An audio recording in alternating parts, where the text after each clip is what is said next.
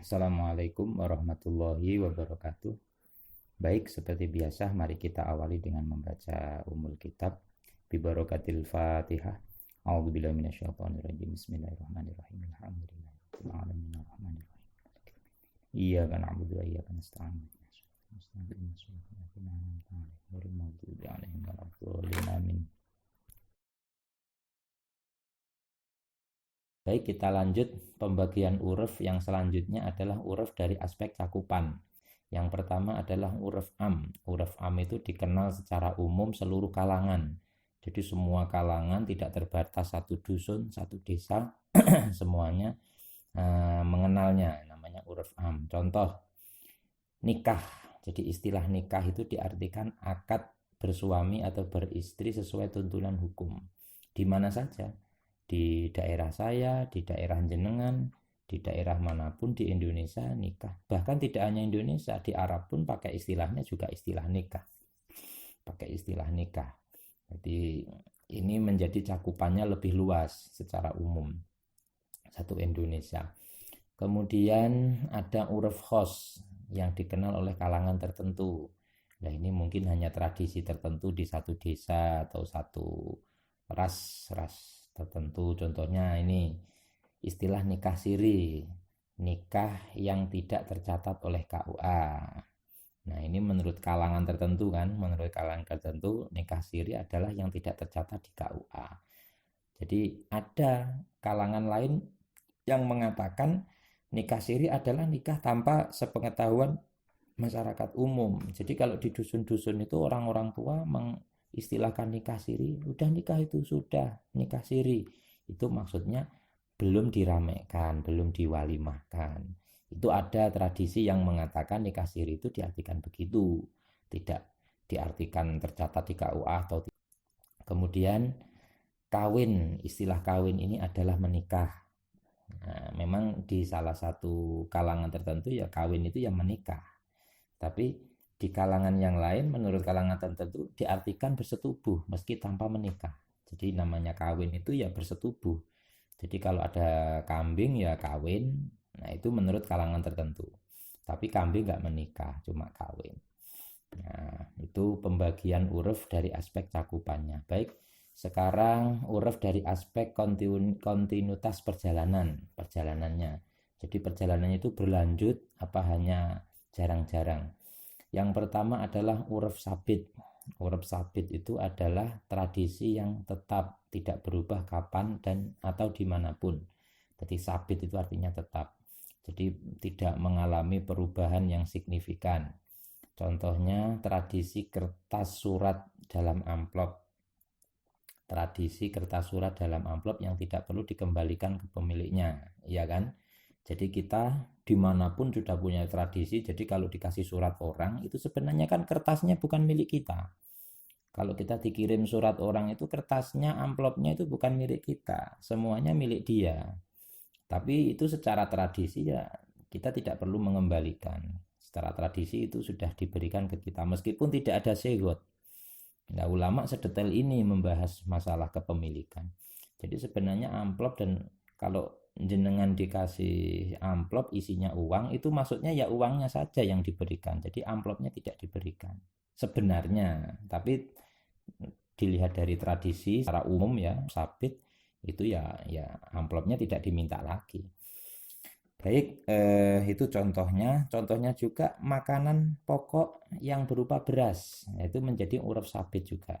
Jadi tetap, jadi dari dulu dari nenek moyang kita makannya beras. Sebelum memang belum ada beras, kalau dulu katanya ya jagung atau apalah, atau ketela atau apa. Kalau sekarang tetap pakai beras. Jadi kalau sekarang mau zakat ya arahnya ke sana, ke beras. Ada lagi uang rupiah. Jadi penggunaan rupiah ini yang menjadi huruf tetap tradisinya. Jadi kalau mau beli berapa harganya? 1.000. Yang dimaksud 1.000 itu adalah pakai rupiah, bukan 1.000 dolar. Itu hurufnya dikembalikan memang pakai huruf sabit. Ya tetap kalau di Indonesia ya pakai rupiah secara huruf. Baik, kita lanjut. Yang kedua adalah huruf mutabadil, huruf yang dinamis, bisa berubah kapanpun. Jadi jarang-jarang. Contohnya ini, standar hirzi misli dalam bab wadiah, syarikoh, dan sebagainya. Hirzi misli itu adalah penyimpanan sesuai standar kelayakan umum. Jadi begini ya, wadiah itu namanya titipan. Jadi orang itu kalau dititipi barang, sudah disimpan dalam standar kelayakan, sudah dianggap disimpan. Contohnya kalau dititipi HP ya disimpan di lemari. Nah, itu namanya sudah, lemari itu sudah hirzi misli, tempat penyimpanan yang layak. Kalau hilang tanggung jawab. Syarikoh begitu. Syarikoh itu adalah mencuri yang tempatnya di hirzi misli. Jadi kalau ada uang, tempat layaknya hirzi mislinya di lemari, ada uang di lemari kok diambil, itu namanya syarikoh. Tapi kalau ada uang di depan rumah tercecer, nah itu kalau diambil orang itu namanya bukan syarikoh tapi gosop. Namanya gosop. Kalau gosop nggak dipotong tangan. Mengapa? Karena uangnya itu tidak di hirzi misli, tidak di tempat yang layak. Jadi kalau syarikoh itu mencuri yang tempatnya di tempat yang layak. Sudah disimpan di tempat yang layak kok tetap diambil, maka dipotong tangan syarikoh. Kalau gosop enggak dipotong tangan, karena ya pemiliknya juga salah, tidak menyimpan di tempat yang layak. Dalam syariat, tapi ini dianggap dinamis, yang bisa berubah kapanpun. Contohnya kalau di daerah tertentu, kalau nyimpen motor itu ya udah harus di garasi. Tapi di daerah tertentu yang lain tidak harus di garasi, pokoknya motor dimasukkan di dalam rumah, bukan garasi, yaitu namanya sudah hirzi misli. Nah itu ya tradisinya beda-beda. Jadi atau kalau di sekolah ya ditaruh di tempat parkir, itu hirzi mislinya parkir, tempat parkir, dan seterusnya. Itu bisa berubah kapanpun, tempat standarnya itu. Kemudian mahar misil, mahar yang disesuaikan dengan mahar saudari atau keponakan atau bibi saat itu. Jadi mahar misil itu ketika jadi gini, bisa terjadi ketika catri, calon istri, tidak mau menentukan mahar, atau fasidnya mahar musamma. Makanya nanti mahar misil ini harus dijelaskan. Jadi kalau umpama ada calon istri tidak mau menentukan mahar, maka nanti sang suami dan ayahnya istri, calon istri itu menentukan pakai mahar misil. Kemudian kalau fasid, nah yang fasid begini, atau maharnya berupa barang najis. Nah, barang najis itu kan tidak bisa dimiliki. Nah, itu namanya fasid, mahar musamanya fasid. Lah itu nanti diarahkan kepada mahar misil kalau fasid. Mahar misilnya ya disesuaikan saudaranya dulu berapa standar umumnya, maksudnya begitu.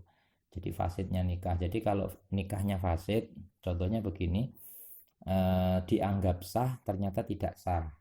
Yang dinikah adiknya ternyata didapatkan kakaknya.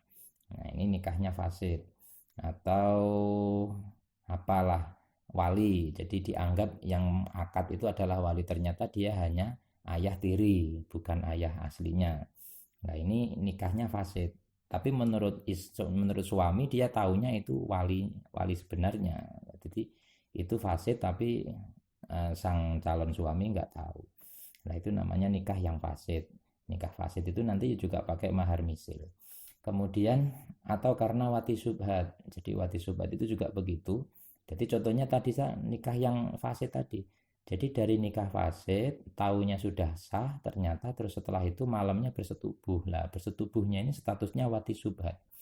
Wati subhat ini ada mengakibatkan mahar misil. Kemudian ujroh misil, standar ujroh misil. Jadi standar ujroh misil ini juga menjadi contoh uruf yang mutabadil, yang dinamis. Ujroh misil ini bisa terjadi ketika fasidnya akad ijaroh. Umpama menyewa orang untuk kerja tapi upahnya tidak dijelaskan, jadi suruh kerja gitu saja, kerja harian, upahnya nggak dijelaskan lah, maka nanti upahnya ini dibayarkan melalui ujroh misil. Jadi upah yang standar umumnya berapa, jadi begitu. Demikian penjelasan kita sementara kali ini. Insya Allah nanti kita lanjut pada pertemuan berikutnya. Dari saya cukup sekian. Assalamualaikum warahmatullahi wabarakatuh.